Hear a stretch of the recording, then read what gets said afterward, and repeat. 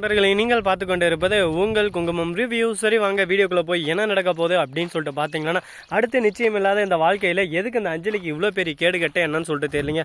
அவள் பண்ணுறது எல்லாமே ஒரு பக்கம் கேடுகட்ட வேலையாக தான் இருக்குது. அவள் திருந்துவலா, இதுக்கு மேலே திருந்த மாட்டாளா, அவள் ஏன் வாழ்க்கையில் இவ்வளோ ரண கொடூரமாக இருக்கா அப்படின்னு சொல்லிட்டு எனக்கும் சுத்தமாக புரியலைங்க. ஏன்னா நம்மளும் எவ்வளவோ சொல்லி பார்த்துருச்சு இந்த விஷயத்தில் திருந்துவா.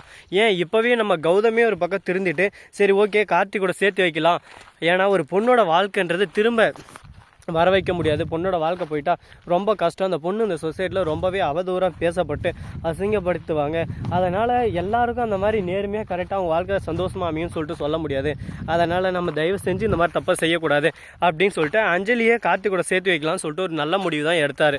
இருந்தாலும் இந்த அஞ்சலி பண்ணுறதெல்லாம் பார்த்தா இது தவறான ஒரு முடிவு தாங்க. அப்பனாவே இந்த நிலைமைக்கு ஆளாகின நம்ம அஞ்சலிக்கு கார்த்தியை கொள்றதுக்கு எவ்வளோ நேரம் அவங்க பார்த்துக்கோங்க காசுக்காக.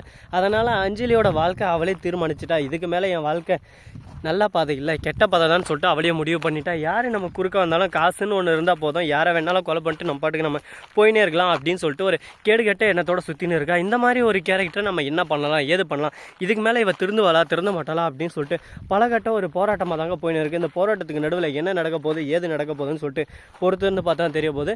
அது மட்டும் இல்லாமல் இது கூடவே புதுசாக ஒரு ட்விஸ்ட் வர காத்துன்னு இருக்குங்க. அப்படி என்னடா ட்விஸ்ட் வரப்போகுது, என்னடா பிரச்சனை வரப்போகுது அப்படின்னு சொல்லிட்டு பார்த்தீங்கன்னா, அது வேறு எதுவும் இல்லைங்க. கரெக்டாக நம்ம அஞ்சலி இருக்காங்களே அவங்க இருந்துன்னா என்ன பண்ணுறாங்க அப்படின்னு சொல்லிட்டு பார்த்தீங்கன்னா, பேங்க்கில் போய் காசு கேட்குறாங்க. ஆனால் பேங்க்கில் அவங்கள அசிங்கப்படுத்தி அவமானப்படுத்தி அனுப்பிச்சிடுறாங்க. ஏமா உனக்கெல்லாம் வெக்கமாகவே இல்லையா, நீ எதுக்கு இங்கே வந்தால் எப்படி நீ காசு கேட்கலாம், உனக்கு என்ன ரைட்ஸ் இருக்குது அப்படி இப்படின்னு சொல்லிட்டு கேள்வி கேட்குறாங்க.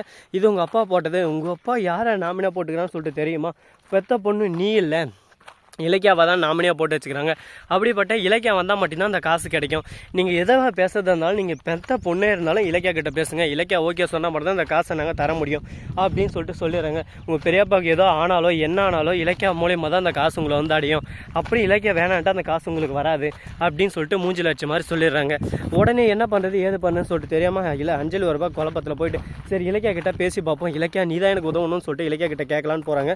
ஆனால் நம்ம இலக்கியா வச்சு செஞ்சு விட்ருவாங்க, நல்லாவே தெரியும். இதுக்கு மேலே நான் பேசக்கூடாதா எப்போ, அப்புறம் பேசணும்லன்னா நமக்கு தான் தேவையில்லாமல் அவதூறான பேர் ஏற்படும். இதுக்கு மேலே நான் பேசவும் கூடாது, என்ன ஏதுன்னு சொல்லிட்டு பேசவும் கூடாது அப்படின்னு சொல்லிட்டு முடிவு எடுத்துறாங்க.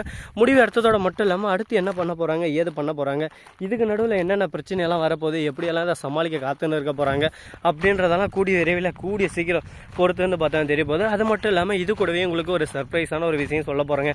அப்படி என்னடா விஷயம், அப்படி என்னடா சொல்ல போகிறேன் அப்படின்னு சொல்லிட்டு தானே பார்க்குறீங்க. அது வேறு எதுவும் இல்லைங்க, நம்ம இலக்கியாவும் ரோஜா மல்லி இது மூணுமே மகா சங்கமமாக வரப்போதுங்க கூடிய விரைவில்.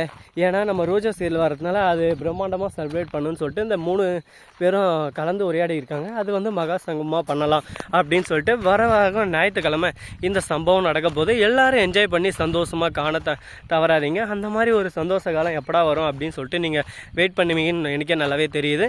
பார்ப்போம், நல்லதே நடக்கும், நல்லதே பார்ப்போம்.